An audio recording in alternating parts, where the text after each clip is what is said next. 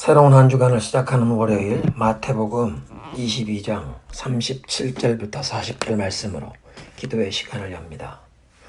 예수께서 이르시되 내 마음을 다하고 목숨을 다하고 뜻을 다하여 주 너의 하나님을 사랑하라 하셨으니 이것이 크고 첫째 되는 계명이요 둘째도 그와 같으니 내 이웃을 내 자신과 같이 사랑하라 하셨으니 이 두 계명이 온 율법과 선지자의 강령이니라. 아멘. 우리의 생명의 주인이 되시는 하나님께 감사와 찬송을 드립니다. 변치 않는 사랑과 크신 자비로 우리를 품어주시고 보호하시며 우리를 기르시니 주님의 신실하심과 선하심을 찬양합니다. 우리의 마음과 목숨, 뜻을 다하여 하나님을 사랑하라고 말씀하시는데 우리의 마음은 너무도 쉽게 눈앞에 보이는 것들에 이끌리고 헛된 세상의 것들을 사랑하다가 그 세상의 것들로 인해 요동하고 걱정과 근심에 휩싸이고 있는 우리들의 이 연약하고 어리석은 모습을 고백하면서 오늘 다시 한번 주님께로 우리의 시선을 집중합니다. 이 시간 주님께로 우리의 마음을 향하오니 주님의 말씀으로 주님의 크신 은혜로 우리의 영혼 육을 새롭게 하여 주옵소서. 성령의 시간 우리를 깨우쳐 주옵소서. 예수님의 이름으로 기도드리옵나이다. 아멘. 오늘의 본문은 고린도전서 10장 23절부터 11장 1절까지의 말씀입니다. 모든 것이 가하나 모든 것이 유익한 것은 아니요 모든 것이 가하나 모든 것이 덕을 세우는 것은 아니니 누구든지 자기의 유익을 구하지 말고 남의 유익을 구하라. 무릇 시장에서 파는 것은 양심을 위하여 묻지 말고 먹으라. 이는 땅과 거기 충만한 것이 주의 것임이라. 불신자 중 누가 너희를 청할 때 너희가 가고자 하거든 너희 앞에 차려놓은 것은 무엇이든지 양심을 위하여 묻지 말고 먹으라. 누가 너희에게 이것이 재물이라 말하거든 알게 한 자와 그 양심을 위하여 먹지 말라. 내가 말한 양심은 너희의 것이 아니요 남의 것이니 어찌하여 내 자유가 남의 양심으로 말미암아 판단을 받으리요. 만일 내가 감사함으로 참여하면 어찌하여 내가 감사하는 것에 대하여 비방을 받으리요. 그런즉 너희가 먹든지 마시든지 무엇을 하든지 다 하나님의 영광을 위하여 하라. 유대인에게나 헬라인에게나 하나님의 교회에나 거치는 자가 되지 말고 나와 같이 모든 일에 모든 사람을 기쁘게 하여 자신의 유익을 구하지 아니하고 많은 사람의 유익을 구하여 그들로 구원을 받게 하라. 내가 그리스도를 본받는 자가 된 것 같이 너희는 나를 본받는 자가 되라. 아멘. 사도 바울은 오늘 본문을 통해서 어떤 자세로 우리가 살아가야 하는지를 교훈하고 계십니다. 우리의 행실에서 어떤 것이 옳고 그른 것인지 분별할 때 이것이 합법적이냐 위법 또는 불법적이냐를 따지는 수준이 아니라 나의 이런 행동이 타인과 공동체에 유익함을 끼치는가 다른 사람들에게 덕을 끼치는가를 반드시 고려해야 한다고 말씀하십니다. 우상에게 바쳤던 제물을 먹어도 되느냐 특별히 고기를 먹는 것과 연관된 문제를 계속 다루면서 이러한 영적인 원리를 말씀하고 계십니다. 하나님과 우상에 대해 바른 지식을 가진 사람은 자기 자신의 양심에 아무런 거리낌 없이 어떤 고기든지 상관하지 않고 먹을 수 있겠지만 그렇게 모든 것이 가하나 유익한 것은 아니다. 나 자신이나 공동체 안에서 타인에게 모두 유익을 끼쳐야 한다 말씀하십니다. 나는 아무런 거리낌이 없을지라도 나의 어떤 행동 때문에 공동체 안에 어떤 형제가 특별히 나보다 연약한 형제가 양심이 약하거나 성경적인 지식이 부족하거나 또는 경제적으로 여유가 없어서 고기를 먹을 만한 여유가 없는 그 가난한 형제인 경우에 내가 자유롭게 고기를 먹는 행동을 보고 자신도 자유롭게 고기를 먹겠다고 무상으로 고기를 제공하는 그 신전 제사 음식을 먹었다가 영적으로 손상을 입게 되는 그의 약한 양심이 더러워지고 죄책감에 휩싸이게 되는 그런 상황이 발생한다면 유익하지 못하다는 것입니다.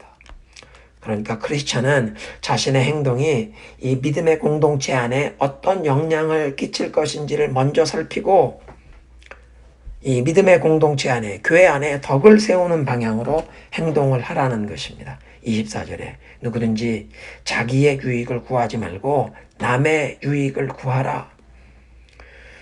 아담과 하와의 후손은 모두 자기 유익을 구하는 죄에 오염된 본능을 가지고 태어납니다. 사람에겐 자기 보호 본능, 생존 본능이 있어서 위험한 것을 피합니다. 이것은 지극히 자연스러운 본능이라 할 것입니다.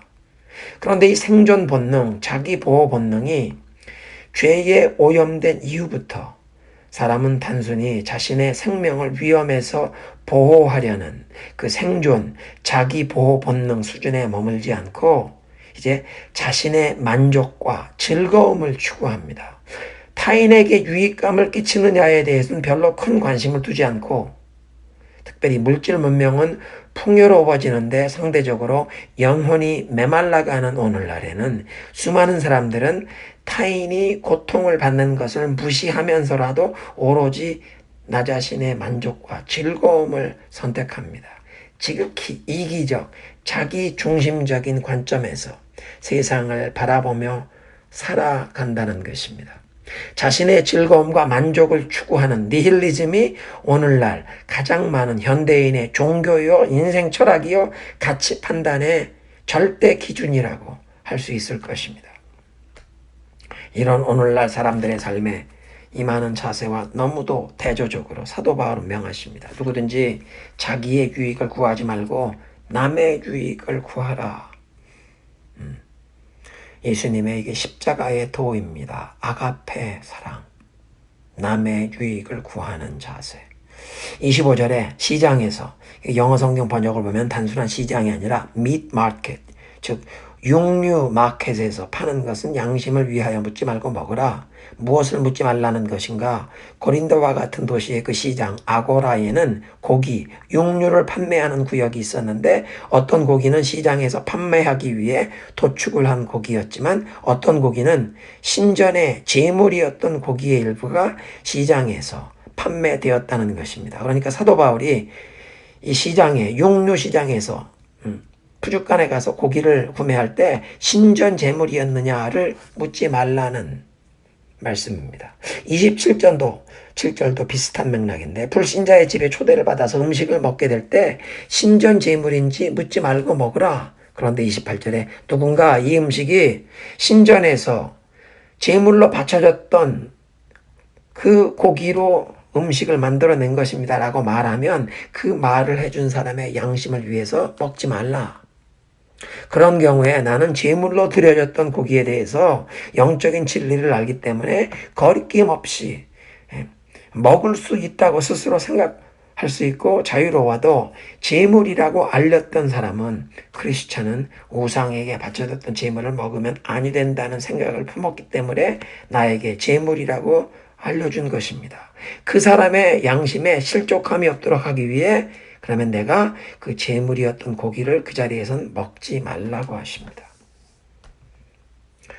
나는 자유로워도 나에게 제물이라고 알려주었던 사람이 그 사람은 자유롭지 않았기 때문에 나에게 알게 한 것이니 그 사람을 위해서 먹지 말라. 31절에 그런즉 너희가 먹든지 마시든지 무엇을 하든지 다 하나님의 영광을 위해서 하라. 내가 그 음식 먹는 것 하나님 앞에 감사드리고 먹을 수 있는데 왜 다른 사람의 양심에 의해서 좌우되느냐? 하나님의 영광을 위하라는 것입니다. 나의 권리를, 나의 자유를 주장하는 것이 아니라 하나님의 영광을 위해 살라. 많은 사람에게 유익을 끼치고 덕을 세우는 쪽으로 내 행실을 가져서 더 많은 사람에게 복음이 전해지고 누구에게도 거리낌이 되지 않고 더 많은 사람이 이 복음을 받아들이고 그들의 영혼이 구원을 받도록 하라. 그런 자세에서 어쩌게 보면 11절이 가장 감동적인 말씀입니다. 내가 그리스도를 본받는 자가 된 것 같이 너희는 나를 본받는 자가 되라. 우리는 모두 허물이 많고 부족함과 연약함을 가진 사람들이기에 누구에게 나를 본받으라고 감히 말할 수 없을 것입니다. 그런데 사도 바울은 자신이 그리스도를 본받기 위해 최선을 다하고 있었기에 고린도 교회 성도들에게 담대하게 선포한 것입니다. 내가 그리스도를 본받는 자가 된 것 같이 너희는 나를 본받는 자가 되라. 학부형들이 자녀들을 교육하는데 가장 큰 허점이 되는 부분은 우리의 부모의 바람은 우리의 자녀들이 예의 바르고 다른 사람들을 배려하면서 언제 어디서나 부끄러움 없는 모범적인 행실을 가진 자녀로 자라나길 원하는 마음에서 자녀들이 어떤 잘못된 행동을 하는 것을 보면 책망하고 바로 잡아주려고 하게 되는데, 자녀들이 그런 상황에서 엄마 아빠도 그렇게 행동하면서 왜 나무라느냐 그렇게 반문을 해올 때 자녀를 훈계하려는 부모의 말에 설득력이 없어지는, 부모의 권위가 서지 않는 상황이 되어버립니다. 그러니까 부모가 먼저 행동으로 자녀들 앞에 모범을 보이면서 자녀를 훈계할 때 그런 자녀 교육이 설득력이 있고 부모의 권위가 서게 되는 것입니다. 사도 바울은 그리스도를 본받기 위해 자신의 온 삶을 던진 것입니다. 아직도 허물과 부족함이 있었겠지만, 그러나 하나님의 뜻에 온전히 순종하려는 결단과 헌신으로 행했다는 것입니다. 매 순간 성령의 인도하심에 순종하고 그 능력에 의존하면서, 내가 이미 목표 지점에 이르렀거나 내 손에 붙잡았다고 말할 수는 없지만 뒤에 것은 다 잊어버리고 하나님께서 부르시는 그 목표 지점만 바라보는 자세로 표대를 향해 달려가기 위해 나는 전력 질주하고 있습니다 라고 고백했습니다. 그렇기에 고린도 교회 성도들에게 담대하게 선포했던 것입니다. 내가 그리스도를 본받는 자가 된 것 같이 여러분은 나를 본받는 자가 되십시오. 함께 기도하겠습니다. 하나님 감사합니다. 사도 바울의 삶을 통해서 제자도의 길을 우리에게 보여주시니 감사합니다. 나 자신의 만족과 유익을 구하며 살아왔던 지난날의 어리석은 삶의 자세를 회개합니다. 나의 자유, 나의 권리를 주장하며 살아왔던 우리의 이 어리석은 삶의 자세를 회개합니다. 주님이 원하시는 마음 자세, 이제부터 남의 유익을 구하며 교회의 덕을 세우는 자세로 많은 사람에게 복음이 전해지고 구원을 얻는 데 도움이 될 수 있기 위해서 누구에게도 거침돌이 되지 않는 그런 자세로 살아가기를 원합니다. 먹든지 마시든지 하나님의 영광을 위하여 살아갈 수 있도록 성령이여 우리를 깨우쳐 주시고 인도하여 주옵소서. 오늘도 예수 그리스도를 한 발자국이라도 더 닮아갈 수 있도록 성령이여 나를 붙들어 주시고 인도하여 주옵소서. 우리 가정에서, 일터에서, 어디서나 주님을 더욱 닮아가는 그런 자세로 나아가게 하옵소서. 예수님의 이름으로 기도드리옵나이다. 아멘.